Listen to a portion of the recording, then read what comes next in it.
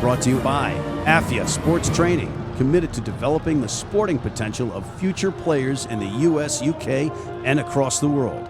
Check them out at afiasportstrg.com. Hey everybody, Matt McCarthy at the Fantasy Sports Network Studio 34 in New York City for Rugby Wrap-Up. We're back from Glendale, Colorado, Rugby Town, USA, where we had the chance to meet with some big names in sevens, including the head honchos of the Ramblin' Jesters. You can see the artwork there on the desk. Mr. David Barry and Mr. Julian Radley, the co-owners, and their coach, David Mobbs Smith, a.k.a. Mobbsy. Let's check out the interview that we did with David Barry and Mobbsy first. Here it is.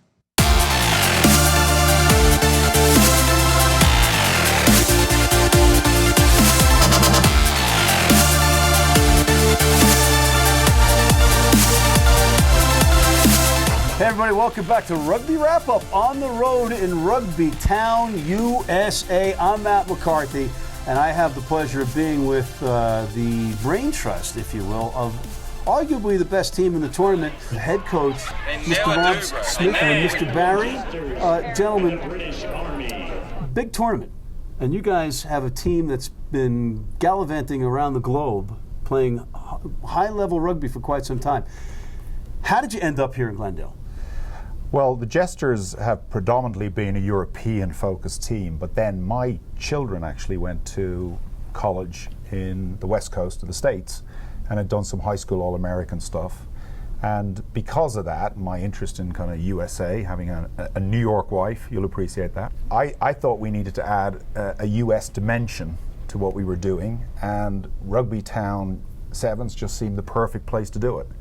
And in a very short while, this is our third year, this has become our favorite sevens tournament, bar none, to come to. So, Coach, what is the connection to the mob? Because they call you Mobbs. Okay, well, Mobbs is just my family name. So really? Yes. I think there's more to this story.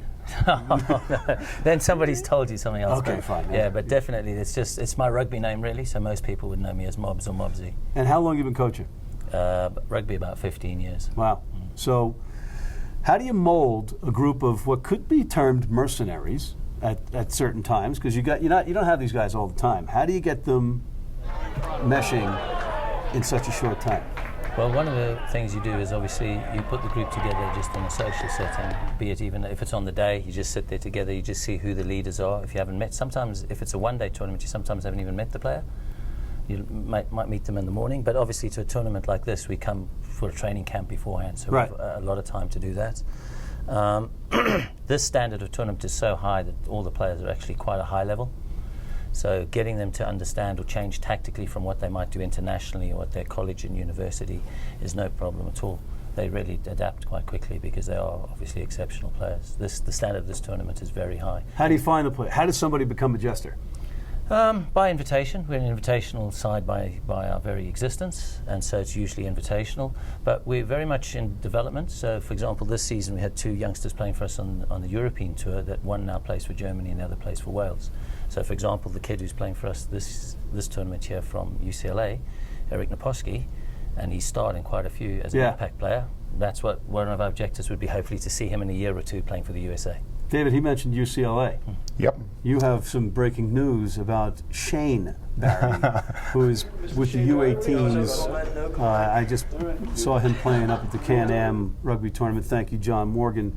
Thrill for him there, but now he's got an even bigger thrill, arguably. He's going to go to UCLA. He's going to UCLA in a couple of weeks. Following. Do you expect him to actually concentrate on any studies going to UCLA? There are a few distractions there, especially for a boy with an English accent. Yeah. So he's going to have a great time, and he's got his brothers to follow. So I hope he follows some of what they've done, but not all.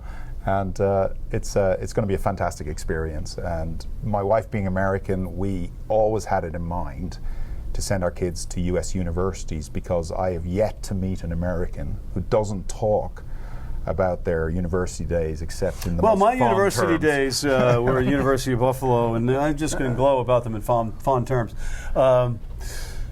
You have a brogue. You live in England. You have an American wife, and your kids are going to college in California. Correct. How does this happen? How does this work?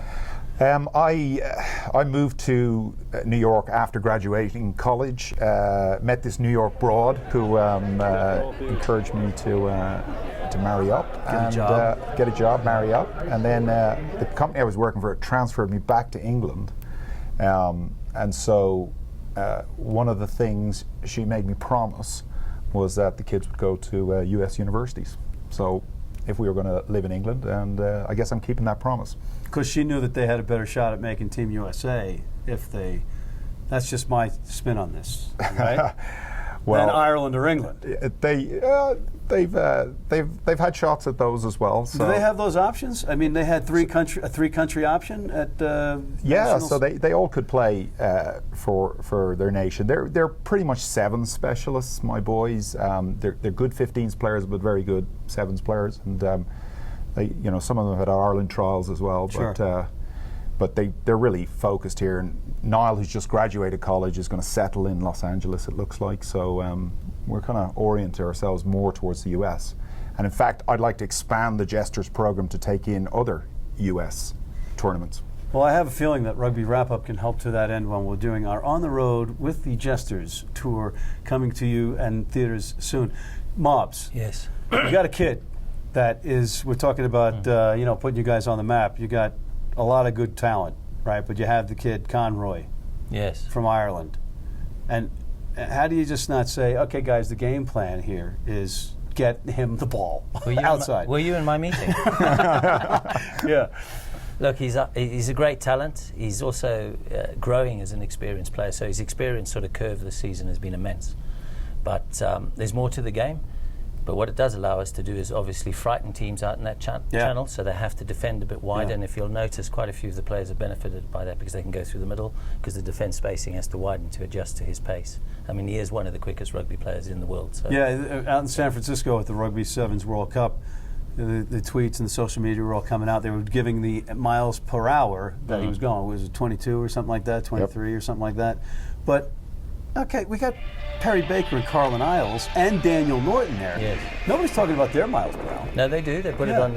I'm not a big one for stats like that, but I do know he has run round those players. Okay. So that's all that matters really in a game. It's not how quick you run, it's do you have the ability to set up a player. And you might have noticed in our team we have a chap called Josh Linney, and he's very good at getting a defender to stop, and then he accelerates away and usually puts a little hitch kick in or something. And so he wouldn't be even as fast as Jordan, but he's very effective in that outside channel.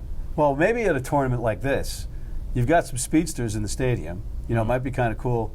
I know you got people out there, the lawyers out there will say, well, he pulls a hamstring and he's under contract for so-and-so having a race, right? But I think it was Dave Morris, who's one of the coaches with Tiger Academy, had the brilliant idea of, they had Perry Baker on the try line, and the coaches got on the 50, or midfield, and Dave Morris was in that. He ended up pulling one hamstring and blowing out the other knee.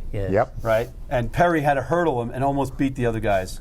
Right? So, but a cool race would be, you got Matthew Drew Turner in the building, who could still shift, throw it down. Yeah, he's very cool. You know, on the HSBC Sevens tour when he was with England, Daniel Norton was always touted as the fastest guy on the tour, but they raced at practice all the time. And Turner was on Rugby Wrap-Up a lot, and he said, I beat him at practice all the time. At this tournament, there's a lot of pace. A lot of pace. The American teams all have very quick players. Great athletes, yeah. So a lot of our players that would make a lot of line breaks and finish them, say, in the UK or in France, are just making line breaks. Right. They are getting caught. Now, on the other side of that, defensively, the All Blacks, you know, when you had Carlin Isles out there alone, their strategy, and some of the better teams, their strategy was to just attack the guy and make him defend, right? Wear him down. Yes. Right? Are teams doing that with you and Conroy? Did you watch the very first game when we played the USA Falcons? I did not. Yeah. Conroy had to do quite a bit of defending. Yeah. And by the time we got him the ball, he actually couldn't finish, so I had to get him off and replace him because they'd actually used that tactic themselves. Fortunately, nobody will see this before the end of the tournament, so it's not going to be used tactically for the next teams out there. Thank you. Yes. All right, but I'm going to go sell this information. Yeah, I'm pretty aware of it. It could be misinformation. You want to buy back the information about you guys from me? It's misinformation. Yeah. All right, so Ramblin' Jesters. Correct. Love the name, love the jerseys, love the hats. We're going to get more of the lighter side with Julian, which I know you guys are loving the fact that I'm going to introduce Julian on camera, but we're going to get a little bit more of the Jesters. But in the meantime, go Jesters. You have a fan here at Rugby Wrap Up, and what you guys are doing is great. Brilliant. Excellent. Thank you. Thank you. Thank you, Thanks for having us Mobs. on the Thank you, wrap-up. Mr. Barry. And we're going to find him a last name before the end of the tournament. David Barry. It's a little Brilliant. All right, we're going to take a quick break and come back with the other half, the jester side or the fun side of this triumvirate, Mr. Julian Radley, right after this. Been blind since I was 4. And I've never seen a beer commercial or a beer label. None of that stuff influences me. I drink beer because of the taste. And my beer is Pabst Blue Ribbon. It has the taste and the flavor. What do you think's on the label?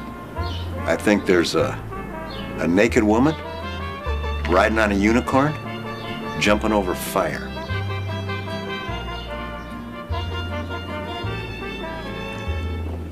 Oh, that's good beer. And we're back. Matt McCarthy at the Fantasy Sports Network, Studio 34 in New York City. And we have our second piece of the Ramblin' Jesters coverage with co-owner Julian Radley. Here it is. Hey, everybody. Welcome back to Rugby Wrap-Up on the road in Rugby Town, USA, with our first ever reveal. And we had the stoic side or the corporate side of the Jesters, the Ramblin' Jesters in David Mob Smith and David Barry earlier, but we also have to go with the lighter side, the Jester side. And with our first ever Rugby Wrap-Up reveal, we have Julian Radley, a.k.a. Rads. Julian, welcome to Rugby Wrap-Up. Thank you, Matt. Pleased to be here. Julian, you were basically banned from coming on the program because of some historic comments that you have made. But we here are second chance people. Yep, that's right. Right? And, Yep. and you are perfectly qualified to be on this program. You are co-owner, co-founder. And my colleagues sent me to charm school during the last 12 months, and it's really paid off. So kind of like John Mitchell, you've had a personality remake just to come on Rugby Wrap-Up. I have no idea who John Mitchell is. Good.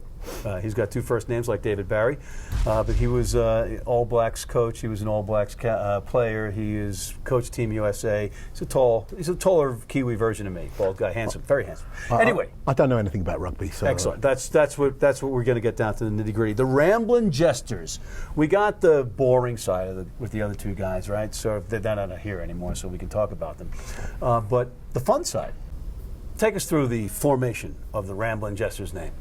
Well, my son at a younger time, at the age of about 16, 17, started playing for a bunch of guys called the Mel's Exiles.